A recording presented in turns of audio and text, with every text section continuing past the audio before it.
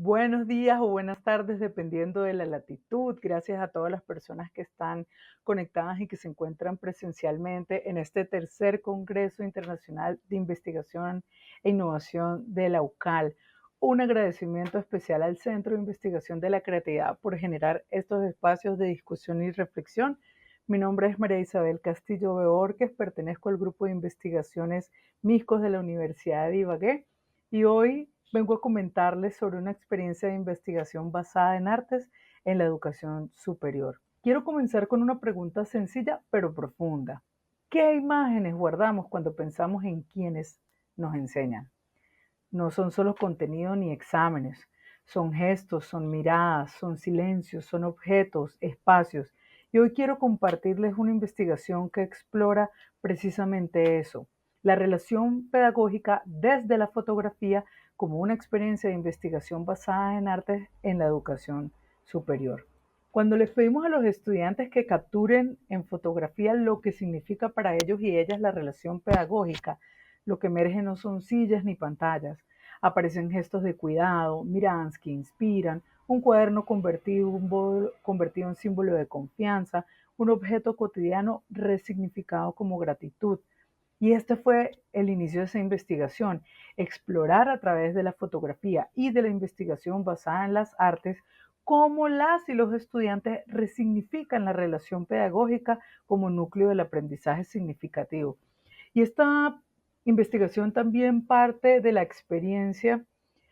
Lo que ustedes están viendo me recuerda muchísimo algo que me marcó en mi segundo semestre cuando estudié Historia del Arte. Estábamos en clase de arte prehispánico en ese momento. Hacemos nuestra primera evaluación sobre los centros ceremoniales originales de Mesoamérica y estábamos trabajando precisamente el de la venta, por eso puse también el plano. Yo siempre hacía mis dibujos de los levantamientos, de los planos en las evaluaciones. Cuando yo recibo la realimentación de la profesora y me entrega la evaluación, pues había tenido muy buenas notas, me había felicitado mucho por los dibujos, todo, pero hizo algo que a mí me sorprendió muchísimo. Y fue que ella me dice, María Isabel, discúlpame, ¿será que yo me puedo llevar tu evaluación?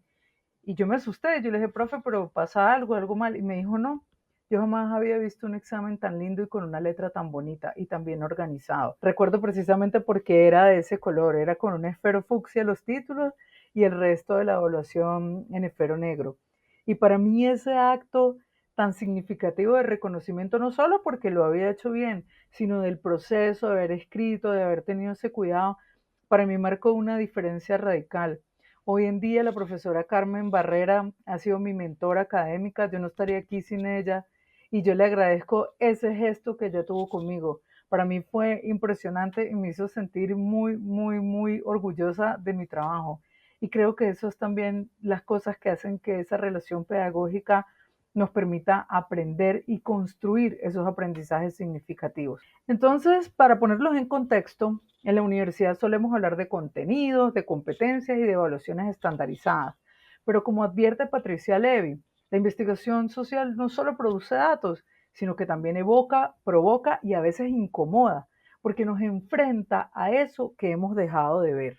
En este sentido, la artografía se propone precisamente eso, abrir un espacio donde lo artístico, lo pedagógico y la fuerza vital se entrelacen. No busca respuestas definitivas, sino un modo de habitar la investigación como un proceso relacional, recursivo y especialmente sensible. Y aquí surge la tensión contemporánea. En tiempos de inteligencia artificial, donde los algoritmos median nuestras interacciones, corremos el riesgo de que las emociones y las experiencias se traduzcan únicamente a métricas. Como advierte Tetegat, la tecnología no solo amplifica, sino que también captura y reconfigura nuestras emociones, moldeando incluso la forma en que nos relacionamos con el aprendizaje. Y frente a ello, la ortografía se convierte en un acto de resistencia ético-política, porque significa un reencuentro con lo humano. El propósito de esta investigación fue explorar a través de la fotografía los elementos de la relación docente-estudiante que facilitan el aprendizaje. La experiencia se desarrolló en el curso de fotografía básica en la Universidad de Ibagué con 44 estudiantes. Cada participante produjo una fotografía representativa de su experiencia pedagógica, escribió un texto reflexivo breve y se sistematizó el material mediante codificación abierta, agrupación axial y lectura ortográfica. Como sugiere Levy, la IVA permite que la investigación no solo describa, sino que también genere nuevas formas de conocimiento a través de lo estético y de lo sensible. Y aquí los estudiantes fueron co-creadores de ese archivo visual y narrativo. De este corpus emergieron 6 macrocategorías. La primera es ese vínculo afectivo ético, esa confianza y ese cuidado como cimientos del aprendizaje. Seguidamente, la inspiración docente, la admiración como motor de motivación y de vocación. También existieron las representaciones de espacios simbólicos, esas aulas, esos pasillos, incluso árboles del campus que se transformaban en escenarios pedagógicos. Las materialidades del saber hacían referencia a los cuadernos, a las cámaras, a los objetos que median entre el conocimiento y la emoción. La exigencia formativa, esto fue una categoría muy interesante porque la exigencia formativa es muy valorada, la dificultad es muy valorada por los y las estudiantes cuando viene acompañada de realimentación, cuando nos tomamos el tiempo de explicarle a nuestros estudiantes no solamente los errores que cometieron, sino también que somos capaces de potenciar sus habilidades y capacidades para mejorar sus trabajos. Y por supuesto, no menos importante, los desencuentros pedagógicos, que son esas tensiones y vacíos que también enseñan.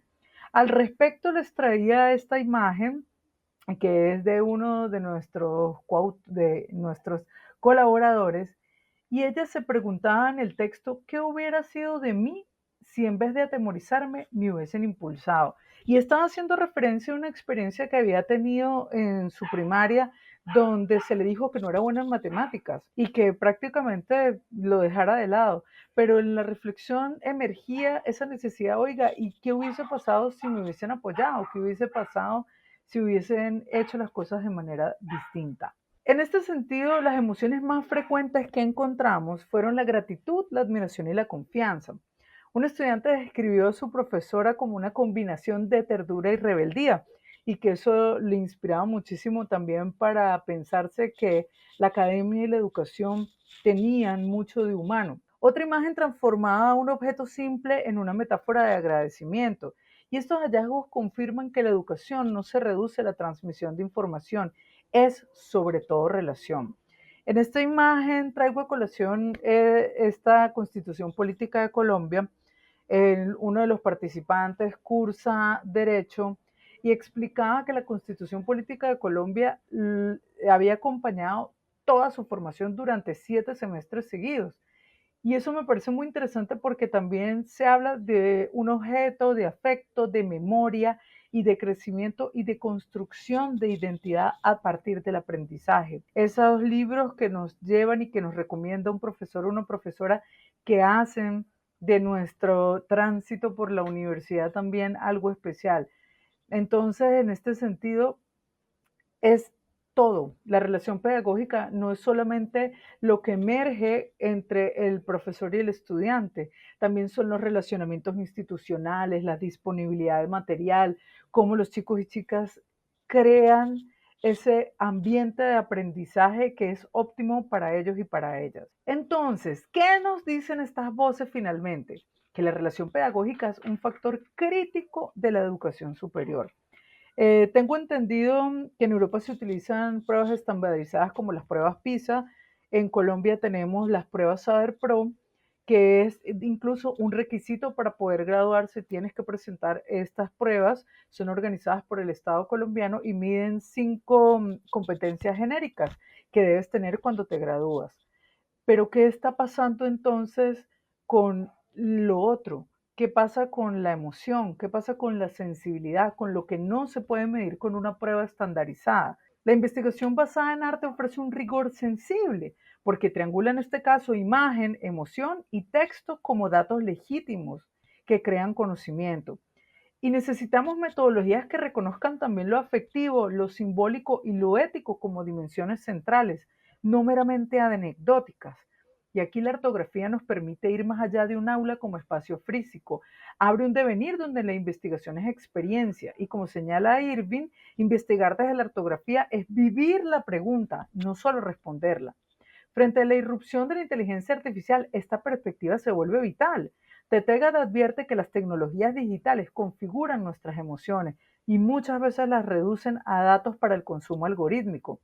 Pero la fotografía de un estudiante mostrando una silla vacía que simboliza la ausencia de un docente o un libro como gesto de cuidado nos recuerda que la pedagogía es un encuentro con lo humano y es irreductible.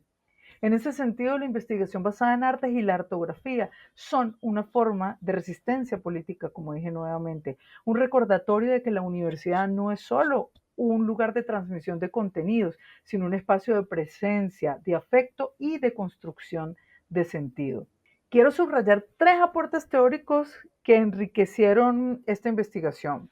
Patricia Levy con los métodos basados en artes, que no solo producen conocimiento alternativo, sino que también evocan y provocan, desafiando la academia a reconocer lo emocional, lo sensorial y lo artístico como fuentes válidas de saber. Irving Springate, la ortografía como práctica investigativa, encarga un modo de vivir al devenir, donde teoría y práctica y vida se entrelazan en un continuo.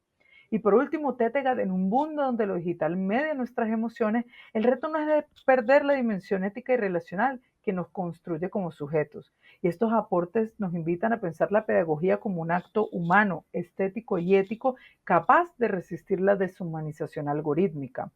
Hoy cuando la inteligencia artificial escribe ensayo, crea imagen y hasta dicta clase, necesitamos reafirmar que la educación universitaria es ante todo un encuentro ético, afectivo y profundamente estético. Las fotografías y reflexiones de este proyecto son testimonio de ello, muestran que educar es inspirar, es cuidar, es desafiar, pero sobre todo estar presentes. Les dejo una pregunta. Si sus estudiantes tuvieran que tomar una foto de su relación pedagógica con ustedes, ¿qué aparecería? Quizás allí en esa imagen habite la verdadera medida de lo que significa educar. Muchísimas gracias a todos y a todas por su tiempo y espero nos reencontremos en una próxima edición del Congreso.